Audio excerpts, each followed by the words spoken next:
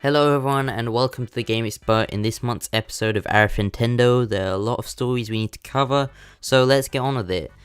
In the first episode of this series, I focused on the Nintendo Switch online service, and that video was very well received by everyone, so I just want to thank everyone for whoever watched that. But either way, that's out now. When I first made that video, it wasn't out. You can get it if you want now. There's a 7-day trial if you just want to see what it's like, and I haven't tried it myself. I don't really intend on purchasing it yet, but I do want to try it at some point, and I'm still not really a big fan of it. I might have been a bit harsh on it in my first video on it. I think maybe the fact that it's £20 makes it a bit more forgivable, but I still don't, I'm still not a fan of it really. But one update I wanted to make is that before it was a bit unclear on how cloud saves work on the online service, and whether it sounded like from one of Nintendo's statements that once you purchase the online service you get a cloud save, but as soon as you stop paying then you lose your cloud save with it. But fortunately that isn't the case. You get a 6-month grace period just like with PlayStation, and Xbox does it all for free. But either way, that's fine. That's a lot better than losing it as soon as you stop paying. But another update with the Switch and Virtual Console, there are a lot of rumors from people who have data mined the eShop that there are loads of like tags of VC, which could stand for Virtual Console and all sorts. So if that's the case and we're getting Virtual Console, I will be one happy man. But we'll just have to wait and see. As the Direct showed when I first made that video as well, there was a little segment on New Super Mario Bros. U Deluxe, which I own the original for the Wii U, so I'm not sure if I'm going to get it. And I'm a bit bummed out that the Wii U slowly just losing all of the exclusive titles that it built up. But they got rid of Blue Toad and instead replaced it with Toadette. And it turns out when Toadette gets a Super Crown, she turns into Peachette, which was just very confusing at the time, and it just seemed like a really strange link from becoming a Toad to Peach or something. But anyway, someone made a comic on the topic of the Super Crown, and they tried to add the Super Crown to Bowser, and it turned Bowser into a Peach-like persona. And I forget the name of the person who wrote it, but I'm sure I'll put in the video. Then that took the internet by storm. The tag of Bowsette or Bowserette was trending in Japan. Apparently Nintendo's stocks went up just because so many people, like an overwhelming amount of people, were just obsessed with drawing this Bowser as Peach kind of thing, Bowsette. The whole trend kind of makes me want to game into myself, but in general, when push comes to shove, there's a lot of creativity that artists are showing here. I think it's pretty harmless by any standards, and you know, it's fine if you're into that kind of thing. Go ahead, do what you have to, but I'm not. I'm pretty indifferent to it, to say the least. Then the next topic on the list was that PlayStation Classic is a thing now. It's just been announced recently, and basically PlayStation, Sony are making a retro mini version of the original PlayStation 1, and they're gonna sell it for £90, I think, which is just like a lot. And if you didn't know, Nintendo have been doing this for quite a while now. Nintendo made the NES Classic Edition that I mentioned briefly last time, as well as the SNES Classic Edition, the Super Nintendo, and they've been selling it with loads of pre-installed games.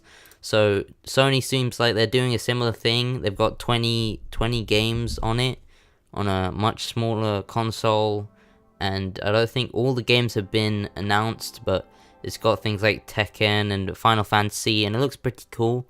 The only thing that is maybe of note here is that the controller doesn't have joysticks or analog sticks, so that is a problem for making like some games unable to port to the system or anything like that, but it still looks pretty cool.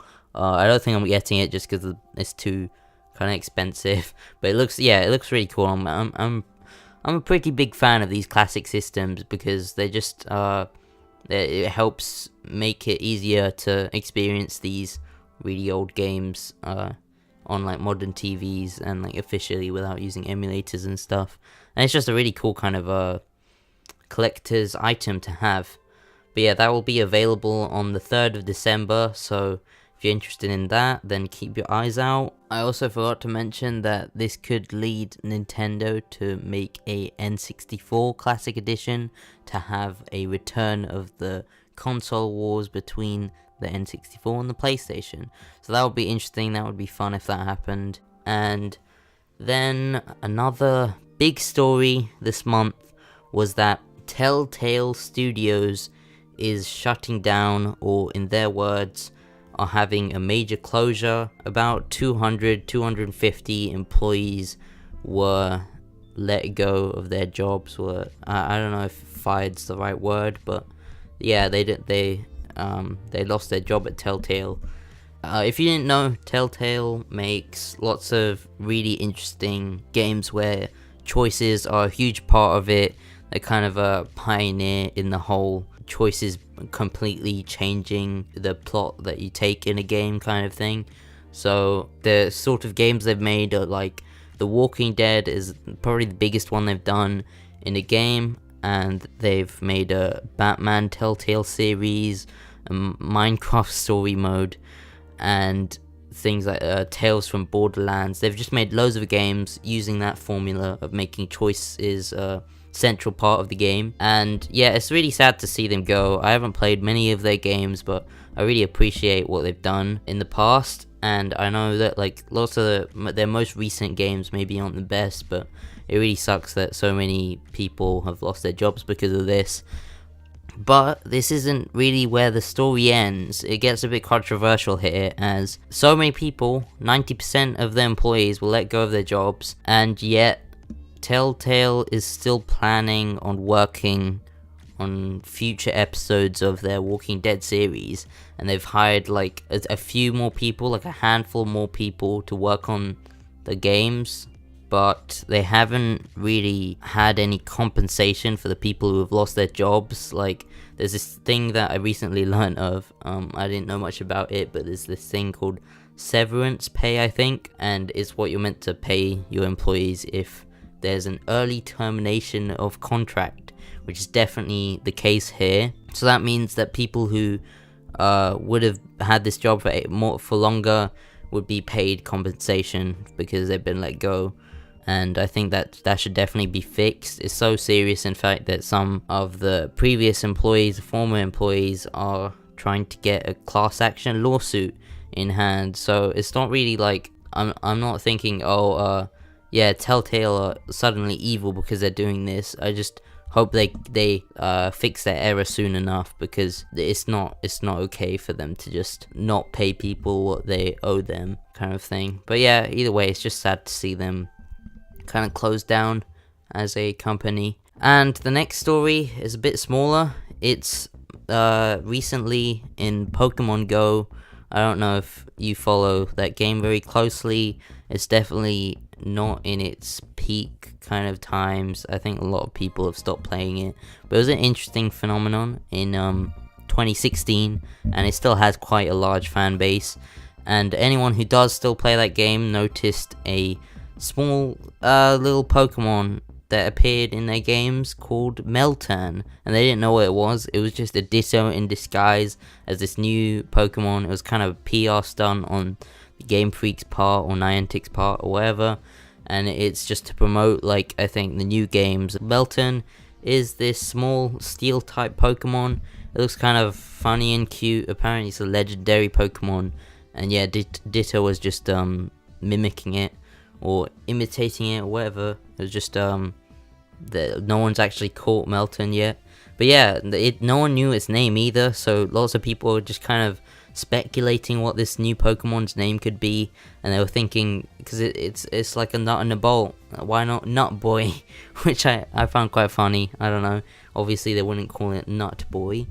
Also, I'm happy to hear that Shovel Knight has been in the news recently, and if you didn't know, Shovel Knight is a really cool character, part of a really cool game, a 2D retro platformer that I've been playing for the channel myself, and I've been really enjoying.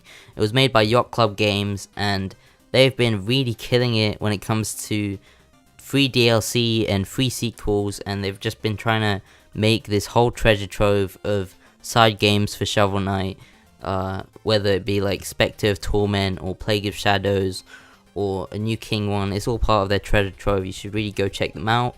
But Shovel Knight has become a really iconic character in the indie scene and has made his fair share of cameos and appearances in other games like Yooka-Laylee, Rivals of Aether, I think. I don't know if that's how you pronounce it. It's a fighting game. As well as an assist trophy in Smash Brothers, and getting his own Nintendo licensed amiibo. And now he's also making his way to Brawlhalla, which is a really big fighting game again, kind of akin to Smash Bros, that kind of thing. And it's for like Steam, PlayStation, basically anywhere. So that's just, that's really cool to see Shovel Knight make another huge appearance in another game. And another huge story that I'm really happy to see is that PlayStation is finally allowing cross-platform play. Like, honestly, they took a really long time, and I can't be that mad at them now that they have finally implemented it, since for the longest time it looked like they were never gonna add it.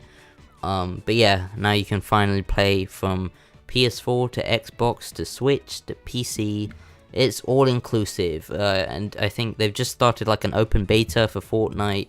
Hopefully this will carry over to things like Rocket League and Minecraft and whatever else everyone wants to play. But yeah, one of the really strange things about this is that I'm really happy that PlayStation have finally caved into the pressure and allowed everyone to play games together, no matter what console you have.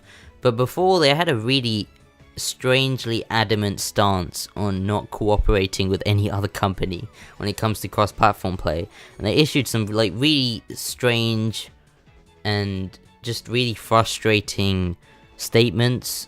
Like one example from only a short while ago was that a representative said, like, on cross-platform, our way of thinking is always that PlayStation is the best place to play. Fortnite, I believe, partnered with PlayStation 4 is the best experience for users. That's our belief.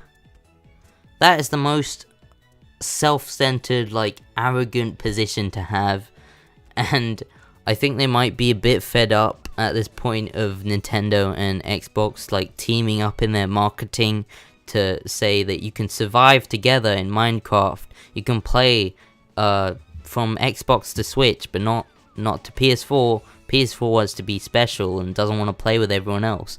So that was just a really funny thing that happened, where PlayStation was just looking really bad. So anyway, they've fixed their error. I give them that one. It's fine. It's a bit late, but what can you do? And finally, the last story is a bit of a sad one. I don't want to make it too sad, but it's an important one. It's one that I felt really emotional about, I guess. Chris Taylor, he was terminally ill. He had cancer, and he was a huge Nintendo fan, a huge Super Smash Bros. Fan. And on September 13th, he tweeted, "I'm really scared I won't be able to play Ultimate. December is a long way away for someone who is already bedridden, and I know it's childish to despair over a video game, but Smash means a lot to me, and when Ultimate looks so good, it breaks my heart." And honestly, it broke everyone else's heart on the internet too. Super Smash Bros. Ultimate is a huge game that we've all been waiting for. Everyone is really excited for it, really hyped for it, and to think that someone who loves this game and is as excited for this game as you are, maybe more so, that they won't be able to play this game just because life sucks and they have a condition that is very likely to be fatal. That really hit close to home for a lot of people, and as much as the internet is often filled with rage and hate and animosity, this brought everyone in the Smash community and the Nintendo community together because they really wanted to help grant this guy's wish. And it first started off with Alex Rochon, or I'm not sure how to pronounce it, but either way, he just tweeted at Nintendo asking if they could provide some sort of way for him to play the game, whether it's an early copy or a demo or anything. Just let him play in case he might not get to. But either way, a lot of people retweeted that tweet from Alex, and a lot of other people who are really influential members of the Nintendo community, like Hungrybox, a huge Smash player, and Son of a Glitch was one that I noted, as well as Etika.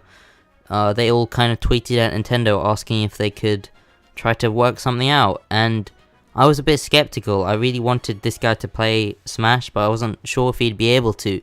I'm not sure if Nintendo would have the time to just let him play Smash or let him get Smash, but because of the massive support that he got, it was amazing. His wish came true. Nintendo of Canada, I think, sent representatives to his house. They worked something out where he could play the E3 demo for 3 hours with his friend, his brother, and his mom. And it was just a huge success. Everyone was celebrating the fact that Chris got to play Smash, and it was just such a surprise, such a very delightful surprise that Nintendo granted his wish. And that something that Etika mentioned in his videos is that Nintendo didn't make a big deal out of it. They didn't make it a huge PR stunt. They just did it because just to help this guy out. It was really nice and heartwarming. Even Chris himself was really grateful that he got to play Smash, and told everyone that he really enjoyed it and his impressions, and it was just really great. However, unfortunately, Chris passed away on the 24th of September, and even if his wish may have been granted, it was still really sad to see him go so soon. Obviously, I hope his family and everything is okay, but even now, after his death, people are still in huge support of him. There is artwork and drawings and letters to him. I think either way, I want to try to end this on a positive note, that at Dreamcast Guy on Twitter mentioned that it would be an amazing gesture if Nintendo put Chris Taylor's name in Smash Ultimate's credits as a final goodbye to him, to have him immortalized in his favorite game, or a game that he was really excited for, and just put it in a section like game testers or special thanks. And honestly, I think that would be just above and beyond if Nintendo did do that. And I think that would be a really nice send-off for Chris, to have him in the credits of this huge game that he was really excited for. Finally, I just want to really quickly go over some of the recent game releases and future game releases if you are looking to buy anything in the coming month. And in September, I think one of the biggest games was definitely Spider-Man as a PS4 exclusive that everyone has loved to death, and I still have not got the chance to get it yet. But anyway, Life is Strange 2 has come out about 2 days ago from when I'm uploading this. Mega Man 11 is coming out on the 2nd of October for basically all platforms. I'm really excited for that, since it's practically a return to classic Mega Man, hopefully. Assassin's Creed Odyssey and Black Ops 4 are both coming in October really soon. I know they are highly anticipated titles. Super Mario Party for the Switch is coming out on the 5th of October, and the Luigi's Mansion 3DS port is coming out on the 12th of October.